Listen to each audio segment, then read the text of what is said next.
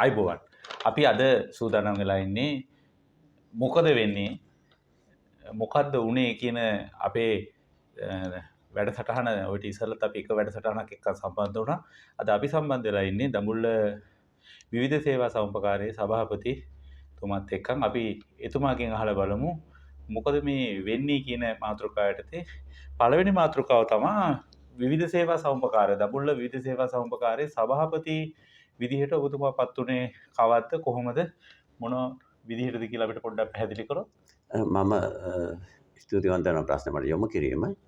මම 1990 විතර වගේ ඔය අධ්‍යාපන කටයුතු අවසන් කරලා උසස් අධ්‍යාපන බාහිර උපාධියටත් මම ගිහිල්ලා මග නැවතිලා දේශපාලන කටයුතු කරලා මම දේශපාලනට ඉවත් වුණා. ඉවත් වෙලා මේකේ නිලවරණයක් තිබුණා මේ ඒ කාලේ 90 දශකයේ අවසාන කොටසේ මම මේ නිලවරණයට ආවා. මම දිනුවා. තරුණ අධ්‍යාපකයෙක් හැටියට. ආවට පස්සේ මේක බොහොම අහිංසක අවිහිංසාවාදී ව්‍යාපාරයක් බව දැක්කා. මම වාණිජ්‍ය විද්‍යාව ඉගෙන ගත්තේ කැකිරව මධ්‍යම විද්‍යාලයේ. එතකොට අපේ පෙළ පොත්වල උසස් පෙළක් තිබුණා මේ සම්පකාර විෂය මාතෘකාව.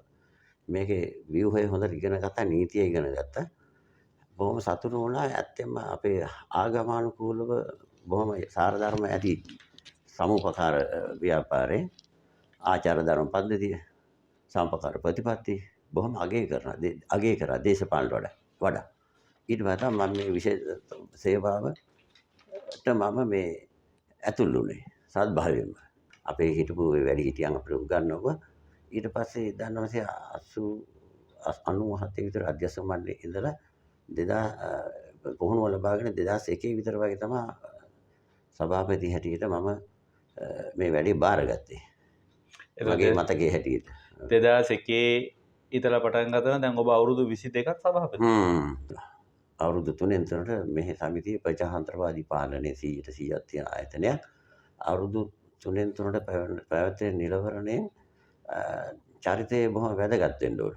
අපි එළියට යනවා අවුරුදු 3කට. අපි එළියට දානවා මේ නිවස්ථාවේ නීතිය නිලවරණය. එළියට දාලා නැවත අපි ආයේ ඡන්දයෙන් එන තීන්දුව තියෙන්නේ අපේ සමාජිකයාට. සමාජිකයා තමයි මේ චරිතය තෝරගන්නේ. ඒ සම්පකාර ගුණාංග ගති ලස්සන ආචාර ධර්ම පරිත්‍යාගය මේ අවංකකම මේ ගොඩක් තියෙන ගති පැවතුම් එක ඒවා ඇඟේ හිතේ තිබ්බට වැඩක් නැහැ ක්‍රියාත්මක වෙනවා මහ පොළොවේ සමාජිකව අතර. ඉතින් සමාජිකව මම නැවතපත් කරනවා. ආයෙත් මගේ සේවාව මම කරනවා. ආයෙත් අවුරුදු 3ට එළියට අපි නිලවරෙන් එළිය අපි අහෝසි වෙනවා. ආයෙත් සමාජිකව පත් කරනවා.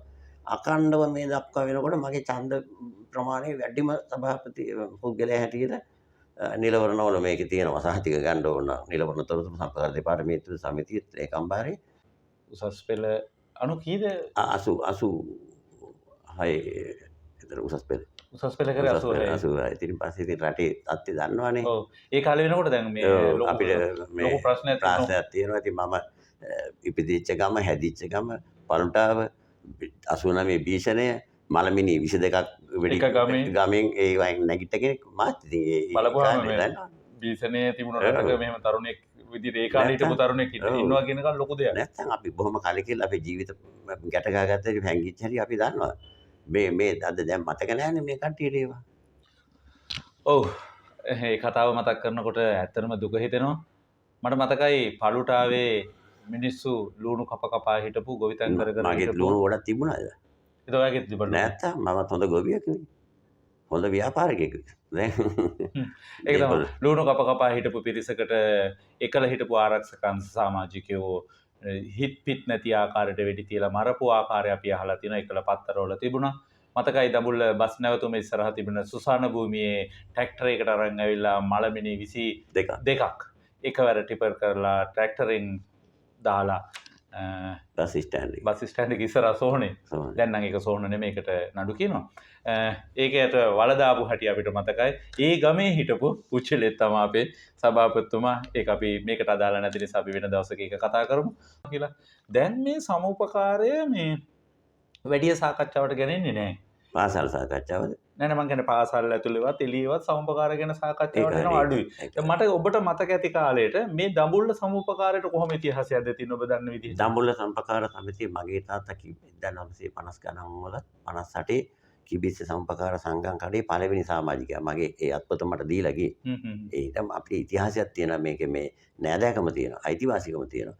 අහසෙන් වැටෙච්ච මිනිහෙක් නෙවෙයි. ඉතින් ඒ වාගේ දඹුල්ල කොට්ටාසේ තිබුණ සංගම් කඩ ඒකබද්ධ කරා 1972 ටීබී ගරු ඉලංගරත්න ඇමතිතුමා කරපු සම්පකාර සමිතිය ඒකබද්ධ කරලා කරන ප්‍රතිසංවිධානය. ඒකට කියන්නේ විවිධ සේවා සම්පකාර සමිති බිහිවීම. මේකේ මේ බිහිවීමත් 1971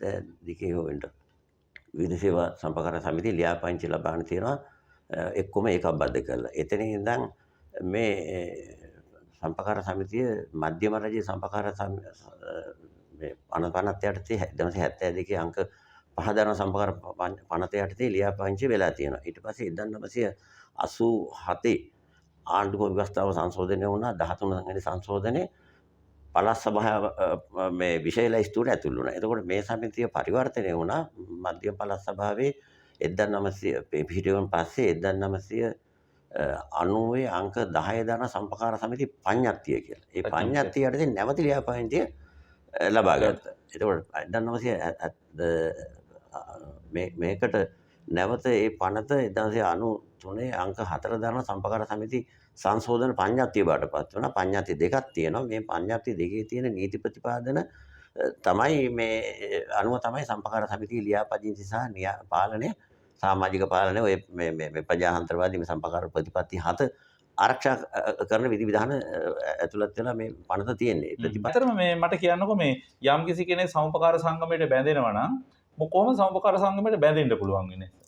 නෑ අපේ දැනට තියෙන නීති මේකයි. මෙතන මම ඊට වඩා ඔබ අහන ප්‍රශ්නෙට මට කිලිතුරක් දෙනවා වඩා 15කට 20කට හෝ එකතු වෙලා උන්ට ආර්ථික කටයුතු පොහොසත් වෙන්න පුළුවන්. හැබැයි උන් කැමති උන්ගේ මේ සමාජික ඒ කියන්නේ මේ සංවිධානය වෙලා ඒ සතුට ලබා ගන්න. ඒ අනුවට උන්ට පුළුවන් ඒ සංවිධානයට ඒකට අනුව ව්‍යවස්ථාවක් හදාගන්න පිටව ගැනීමට ඕන කෙනෙකුට පුළුවන්. පුළුවන්. ඒකට ව්‍යවස්ථාවක් හදා ගන්න.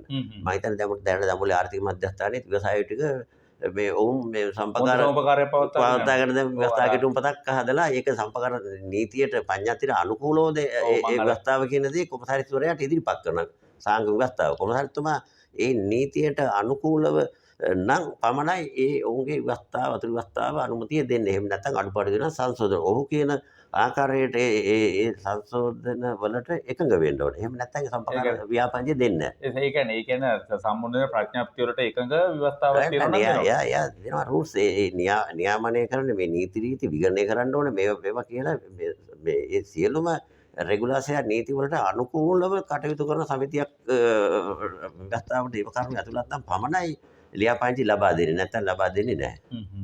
මම